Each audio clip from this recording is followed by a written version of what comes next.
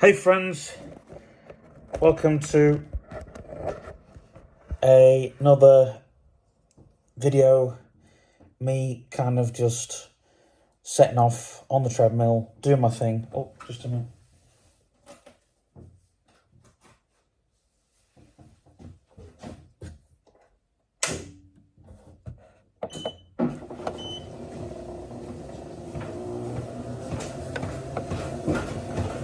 Let's see what we can do. We can do a bit more higher than that. So, this video is titled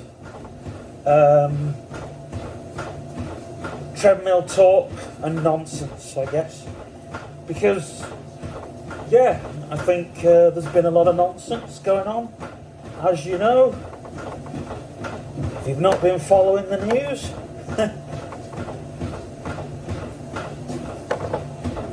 and the views and stuff,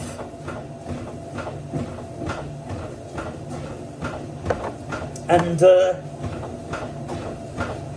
it's not just the Online Safety Act, it's other stuff as well, because I don't know if you've heard, but the advertisement, this doesn't affect advertisements.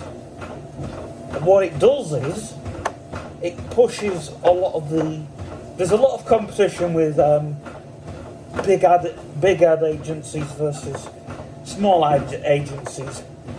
So the amount of revenue that these ad agencies get, and what they're doing now is they're using government legislation to say, if you're a big ad agency, they attack you immediately. Sorry, if you're a small ad agency, they attack you immediately. If you're a big ad agency, they won't. And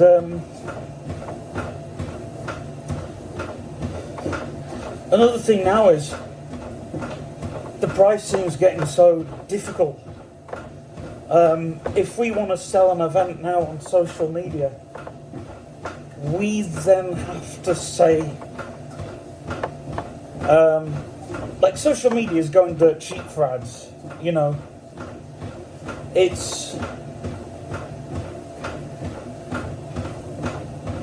A company will pay 20 grand up front these days. 20 grand's nothing. Or they'll pay 500 and 600 quid. TikTok seems to be the cheapest ad platform going for the moment for advertisers. It also seems to be the most laziest and sloppiest ads will be there on TikTok. We're not talking about the AI stuff that's happening, which AI is a great tool if it's used properly. You know, it's great for us visually impaired. You can read stuff. It's good for OCR technology. It's really, gone leaps and bounds with what we're doing. It's also great for if you're a really, really small company. Companies are now using ChatGPT or a ChatGPT model to do the whole entire workload that, say, 20 or 30 members of staff could do at once. So what 20 or 30 people could do in an office, now one guy or gal in a bedroom could be sat doing, or in a living room or wherever. They'll be sat and they can get on with other things, because they can just get ChatGPT to draft them an email and a Facebook post and an Instagram thing and a photo and everything else.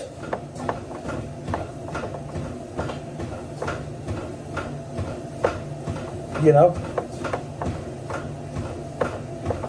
AI is good for some things, but getting back to ads, right? AI slop, which you see in creating the forms, and what it is doing, advertisement agencies. I mean, look at the Coca-Cola ad. You know the one with Donna in it? That one? That shitty one? The Christmas one? The truck was wrong.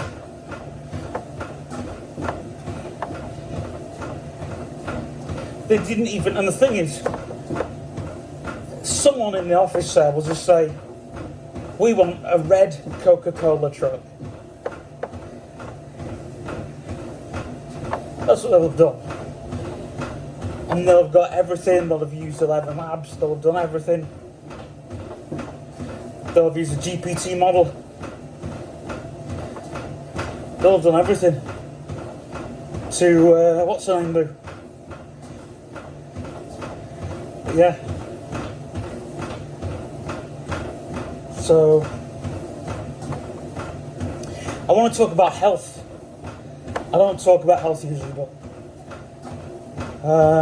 I think, you know, sometimes the most painful things are the most helpful things. I'm sorry if the camera isn't in the right place, I can't be asked to reposition it right now. But if you can hear me, that's a good thing. Like, I've got the treadmill at the hardest setting. I'm not going very fast because I need to talk to you guys, but I used to be fitter at one spell when I was doing it in lockdown. I'd tell you what was going on in lockdown. I'd get up. This was lockdown, right? I'd get up. I'd have breakfast. I'd come down here for 2 hours. I'd have lunch. I'd go play football with Dad. And then that was it. I'd have tea, have a couple of pints and go to bed. And the next day, I did the very same thing. I'd get up, I'd have breakfast, I'd come down here for an hour, a couple of hours, I'd go up, I'd have lunch, and I'd work hard. I didn't just do this, what I'm doing now. I did the bike, I did the weights, and I was really pushing myself. And the reason why, because there was no clubs, there was no group. My girl radio was on its arse. It wasn't burnt to the ground like it is now, but anyway.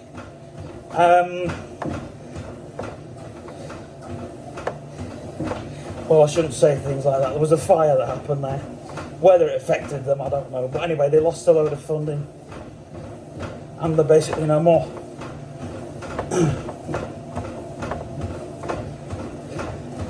And everyone was being a jerk, and I was being a jerk, but that's another story. So every day, I was down here, and I was doing this, the bike, the cross trainer, the sit, and I would go heavy on this, you know, for about an hour. I come in here about 10 till about 10 past 12 or something. And then we'd have our lunch, and then 1:30, I would go out to Dad. We'd get the ball out. And we'd go at it for like, from 1:30 till 3 o'clock.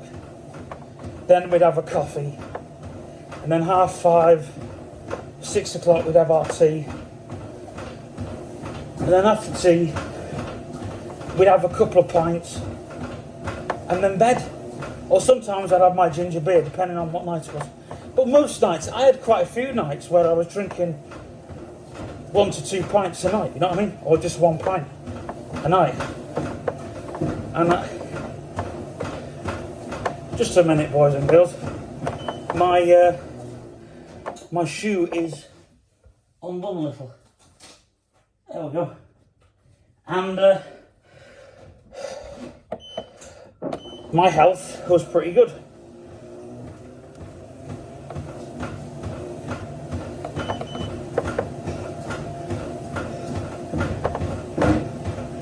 And that was that. And then I moved into Neil's in September, so I couldn't come here in the morning. So what I did was, I'd get up, do my office work, because I was living and breathing in the office then, you know that story. I'd have lunch, I'd go to the bathroom, I'd have lunch, and this is when like Dad came out of hospital, so I'm fast forwarding a little bit.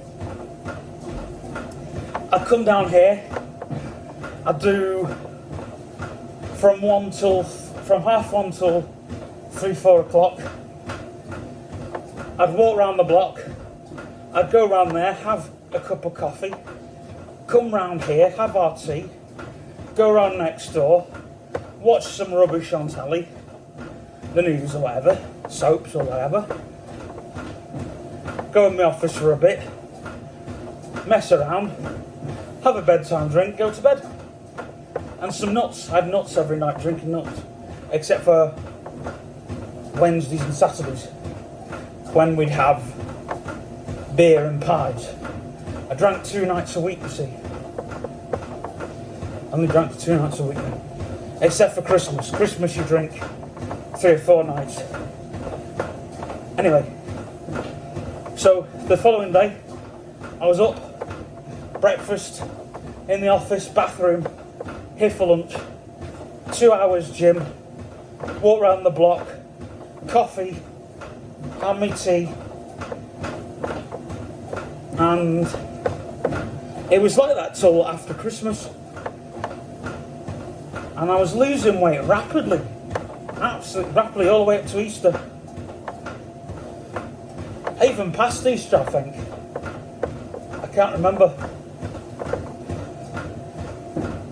And I was doing it all the way, but then we got to summer and lockdown lifted, and we went downhill pretty rapidly.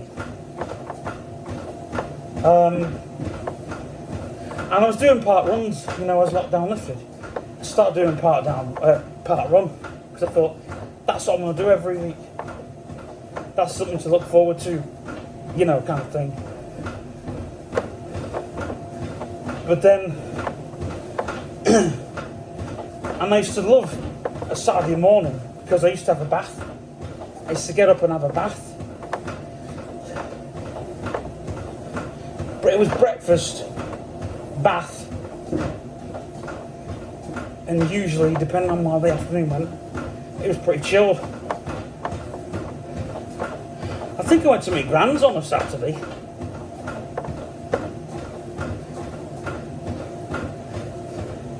And then that stopped for a bit. And then